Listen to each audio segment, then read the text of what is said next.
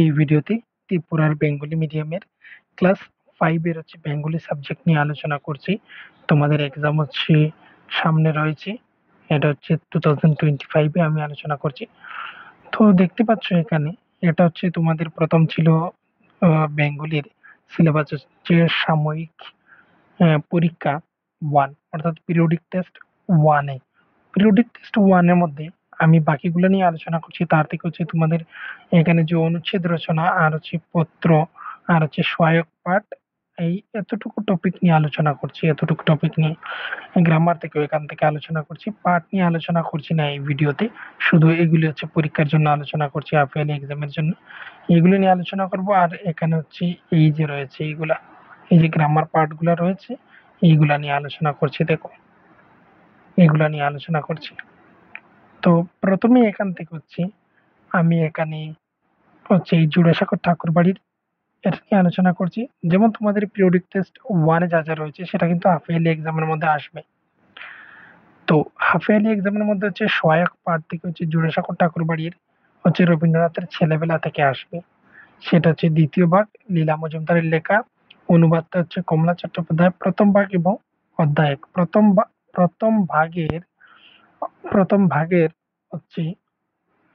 অধ্যায় 1 তোমাদের থাকছে পিরিয়ডিক টেস্ট 1 এ, যেটা তোমরা অলরেডি দিয়ে ফেলেছো। আর এখান থেকে দেখো, এখান থেকে সহায়ক পাঠ কি কি রয়েছে। সহায়ক পাঠের মধ্যে লীলা মজুমদারের অনুবাদ, কমলা চট্টোপাধ্যায় দ্বিতীয় ভাগ। আর এই দ্বিতীয় ভাগের অধ্যায় 2 ও 3 রয়েছে তোমাদের। এটা জোড়াসাঁকো ঠাকুরবাড়ি থেকে। আর বুধ পরীক্ষণ যেটা, সেটা সহায়ক পাঠের অংশ থেকে। আমি দেখিয়ে দেবো সহায়ক পাঠের কতটুকু অংশ থেকে। এটা সহায়ক পাঠের অংশ থেকে। তাহলে কি অধ্যায় 2 ও 3 আর ওইদিকে অধ্যায় 1 থাকছে। তো এইগুলা নিয়ে কি বুধ পরীক্ষণটা হবে 3টা অধ্যায় থেকে।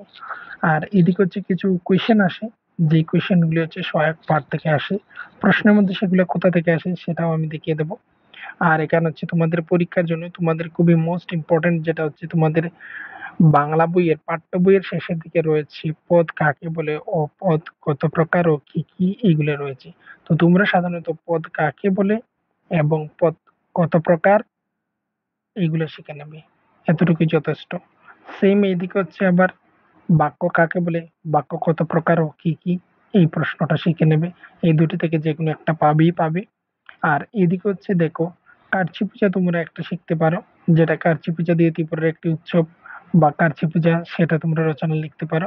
আর রামমোহন রায় খুবই ইম্পর্টেন্ট, সেটা আমি সিলেবাস যখন দেখিয়েছিলাম তখন সময় আমি বলে দিয়েছিলাম অলরেডি। এবং এইদিকে বন্যপ্রাণী।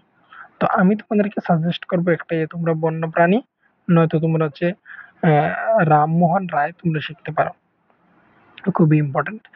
আর এখানের মধ্যে আরো একটা কথা বলে রাখি, যে এই যে অনুচ্ছেদের মধ্যে কিন্তু অথবা থাকে, তো তোমরা প্যাসেজ দিতে পারো। কিন্তু অনেক বছর সেটা ওই তোমাদের চিঠির সঙ্গে অথবা দিয়ে অনুচ্ছেদ, সরি, তোমাদের ওই অনুচ্ছেদটা আসে, যেটা প্যাসেজ পড়ে তোমাকে আনসার করতে হবে। আর অনেক সময় ওই অনুচ্ছেদ রচনার সঙ্গে অনুচ্ছেদ একটা চলে আসে, তো এটার জন্য একটু সমস্যা হয়। তাই এর জন্য একটা দুটো কিন্তু অনুচ্ছেদ রচনা শিখে নেওয়াটা খুবই ইম্পর্টেন্ট। আর এদিকে তো এই দুটি দেওয়ার রয়েছে অলরেডি।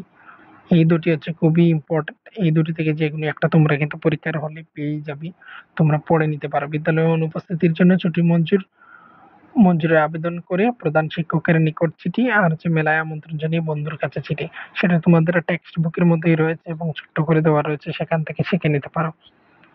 এবার আমি ওই পার্ট গুলো তোমাদেরকে দেখাচ্ছি কোথা থেকে তোমরা এগুলা শিখবে।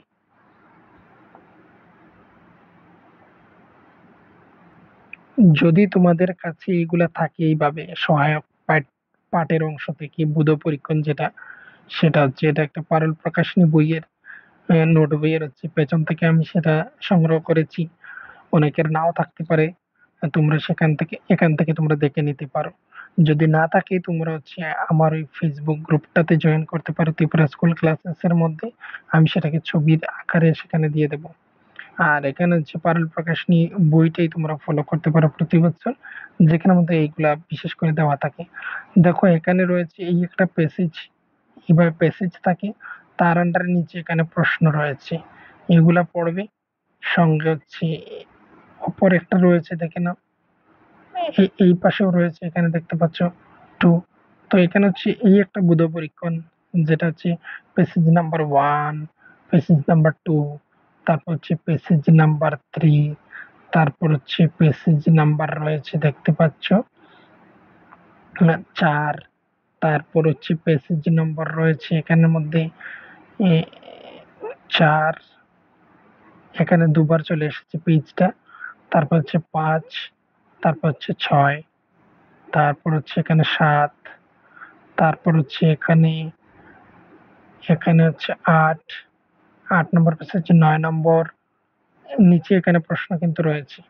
তাহলে ওই 10-এর আগ পর্যন্ত হচ্ছে 9 পর্যন্ত তোমাদের হচ্ছে হাফ ইয়ারলি এক্সামের জন্য কিন্তু যথেষ্ট।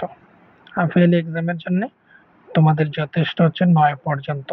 10 থেকে হচ্ছে অ্যানুয়াল এক্সামের মধ্যে তোমরা সেটাকে দেখবে।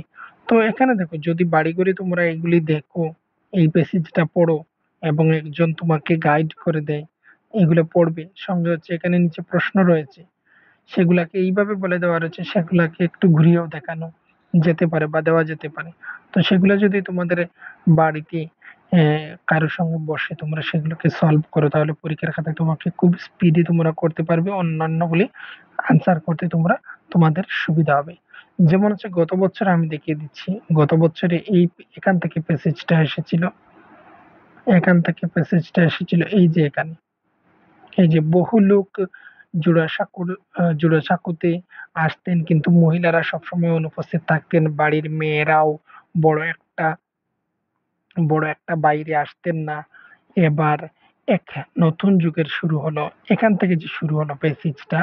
আর এখান থেকে হচ্ছে এইভাবে প্রশ্নগুলো রয়েছে। আমি প্রশ্নটা একটু পরে তোমাদেরকে দেখিয়ে দিচ্ছি, আর সেটা কিভাবে চেঞ্জ হয় বা সেটা কিভাবে একটু ঘুরিয়ে দেওয়া যায় সেটা আমি একবার দেখিয়ে দিচ্ছি। যেমন আহ, এখানে হচ্ছে কি, জোড়াসাঁকোর বাড়িতে কারা অনুপস্থিত থাকতেন। তো এখানে হচ্ছে মহিলারা অনুপস্থিত থাকতেন। কার মেয়ে বেতন স্কুলে ভর্তি হলেন? এখানে হচ্ছে দ্বিজেন্দ্র নাথ ঠাকুরের মেয়ে বেতন স্কুলে ভর্তি হলেন। এখানে হচ্ছে সত্যেন্দ্রনাথের স্ত্রী ও পুত্র কন্যা কোথায় গেলেন? ইংল্যান্ডে গেলেন। এই হলো প্রশ্ন, কয়েকটি প্রশ্ন আমি এখান থেকে দেখিয়ে দিলাম। এবার আমি তোমাদেরকে প্রশ্ন দেখিয়ে দিচ্ছি, দেখে নাও। দেখো, এখানে প্রশ্ন এসেছিল, দেখতে পাচ্ছ এখানে, দেখো এখানে চিঠি আর অনুচ্ছেদ রচনা ছিল রামমোহন রায় বন্যপ্রাণী। এই দুটি থেকে যে কোনো একটি, অথবা এই দুটির মধ্যেও যদি একটি না পারো, তাহলে এখানে এই অনুচ্ছেদটা পড়ে আনসার করতে পারো। এখানে অনুচ্ছেদটা হচ্ছে এই বহু লোক জোড়াসাঁকোতে আসতেন, কিন্তু মহিলারা সবসময় অনুপস্থিত থাকতেন, এই ছিল প্যাসেজটা, সেম। এবারে প্রশ্ন দেখো, প্রশ্ন হচ্ছে কি, জোড়াসাঁকোর বাড়িতে কারা অনুপস্থিত থাকতেন? মহিলারা। দ্বিজেন্দ্রনাথের মেয়ে কোন স্কুলে ভর্তি হলো? বেতন স্কুলে। কিন্তু ওটা, ওই যে প্রশ্নটা, এই প্রশ্নটা কি ছিল? এর আগে ছিল এটা এরকম যে, প্রশ্নটা ছিল দ্বিজেন্দ্রনাথের দ্বিজেন্দ্রনাথের প্রশ্নটা এমন একটা ছিল যে, ওনার মেয়ে, এখানে রয়েছে কোন স্কুলে ভর্তি হয়েছিলেন, এখানে ছিল কার মেয়ে বেতন স্কুলে ভর্তি হয়েছিল। তো সেটা ছিল দ্বিজেন্দ্রনাথের মেয়ে, সেইভাবে ছিল। এখানেই দেখো, কার মেয়ে বেতন স্কুলে ভর্তি হলেন? সেখানে হচ্ছে দ্বিজেন্দ্রনাথ ঠাকুরের মেয়ে। এটা ছিল প্রশ্ন। আর পরবর্তীতে এটাকে একটু ঘুরিয়ে দেওয়া হয়েছে পরীক্ষার খাতায়। তো এইভাবে যদি এগুলো প্র্যাকটিস করা যায়, তাহলে কিন্তু তোমাদের, আমার মনে হচ্ছে, সুবিধা হবে। তো তাই এর জন্য আমি বলছি এগুলা তোমরা দেখো, যেহেতু এইগুলো আমার দিতে তোমাদেরকে অনেক লেট হয়ে গেছে, পরীক্ষা তোমাদের হচ্ছে আগামী দিনই রয়েছে। তাও হচ্ছে তোমরা যতটুকু পারো সম্ভব হয় তোমরা দেখে নিও। আমি সেটা হচ্ছে ফেসবুক গ্রুপ বা হোয়াটসঅ্যাপ গ্রুপের মধ্যে দিয়ে দেবো, সেখানে তোমরা দেখে নিতে পারো।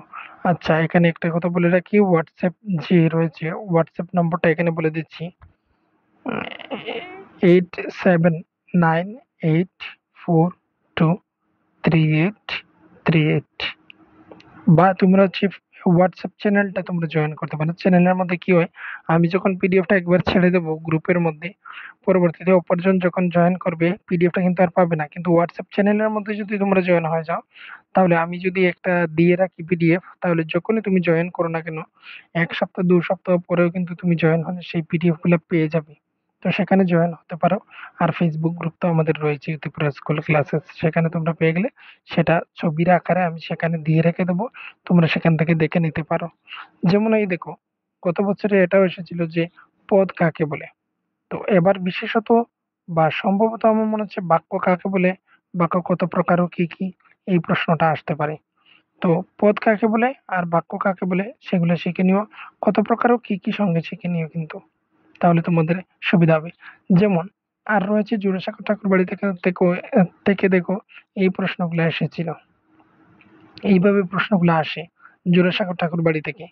এই যে এখানে প্রশ্ন দেখতে পাচ্ছ, এখানে ১ ২ ৩, এখানে ৩ নম্বরের জন্য, এগুলো তোমাদের নোটবুকের মধ্যে কিন্তু খুবই সুন্দরভাবে অ্যান্সার করে দেওয়া রয়েছে। আর যদি কেউ চাও তোমরা পড়বে জোড়াসাঁকো ঠাকুরবাড়ি, তাহলে তোমাদের কাছে নিশ্চয়ই বইটা রয়েছে। আর কারো কাছে যদি বইটা না থেকে থাকে তাহলে তোমরা আমাকে জানাবে, আমি সেটা হয় তোমাদেরকে ওই হোয়াটসঅ্যাপ চ্যানেলের মধ্যে আমি তোমাদেরকে দিয়ে দেবো, আর সেখান থেকে তোমরা ডাউনলোড করে পড়ে নিতে পারো যদি চাও। আর আরো যদি সুবিধা থাকে তাহলে সেগুলোকে প্রিন্ট করে নিয়ে পড়ে নিতে পারো। আর এটা তোমরা জানিয়ে দিও তোমাদের ওই বাংলা কোয়েশ্চেন পেপার গুলা তোমাদেরকে আমি সেন্ড করব কিনা সেটাও, তাহলে আমি সেই প্রশ্নগুলো তোমাদেরকে দেখিয়ে দিতে পারি। গত বছরের যে প্রশ্নগুলো রয়েছে সেগুলা, গত বছরের মানে এবার যে এক্সামটা হচ্ছে তার আগের বছরের প্রশ্নগুলো আমি তোমাদেরকে দেখিয়ে দিতে পারি, তাহলে একটা সাধারণত একটা ধারণা তোমাদের আসবে প্রশ্নের সম্পর্কে। তাই এর জন্য বলছি, যদি প্রয়োজন হয় তাহলে বলতে পারো। দেখো, তোমরা দেখে নিও যে এখান থেকেই কিন্তু আসবে, এই যে প্যাসেজ গুলা এখান থেকে আসবে। আর ওই গ্রামারের যে ২টা প্রশ্ন বললাম সেটা, আর হচ্ছে এইদিকে ওই চিঠির মধ্যে ওই দুটির থেকে একটি। গুলার জন্য কি বলেছিলাম, আমি প্রথমেই বলে দিয়েছিলাম ওই যখন সময় সিলেবাসটা দেখিয়েছিলাম তখন সময়।